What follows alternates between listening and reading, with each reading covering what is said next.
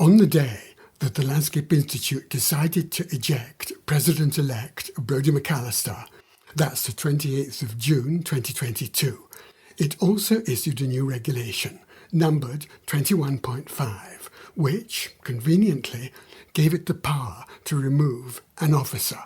Since the President-elect is an officer, the regulation conferred a useful new power.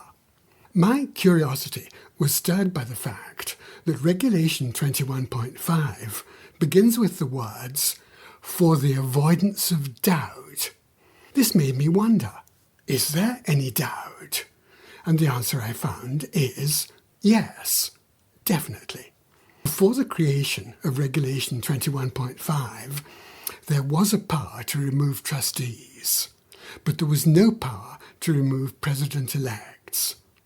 And since retrospective regulation, like retrospective law, is thoroughly bad practice, we need to ask if the board did in fact have the power to write a new regulation without consulting the membership or the Privy Council.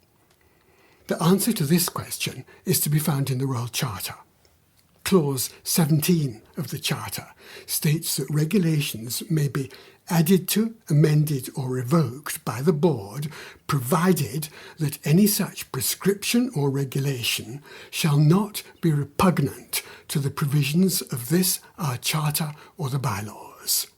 So, is the new regulation 21.5 repugnant?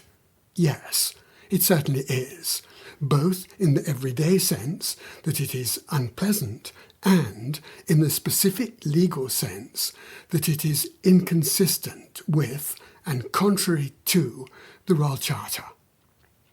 Clause 11 of the Charter states that the Institute shall have a President and Vice President. The invention and lightning-fast application of Regulation 21.5 has left us with no president.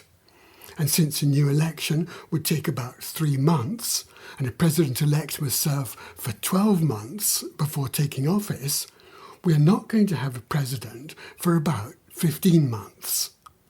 The vice president can't take over because presidents can only serve 1 term, and for other reasons. So, what can be done? I really don't know. I suppose the board could write a new regulation to dispense with elections and allow itself to appoint one of its own members as our new president. Personally, I would find this action repugnant, both in the everyday sense and in the legal sense. As a non-lawyer, I see very little point in having regulations if they can be changed on the spur of the moment.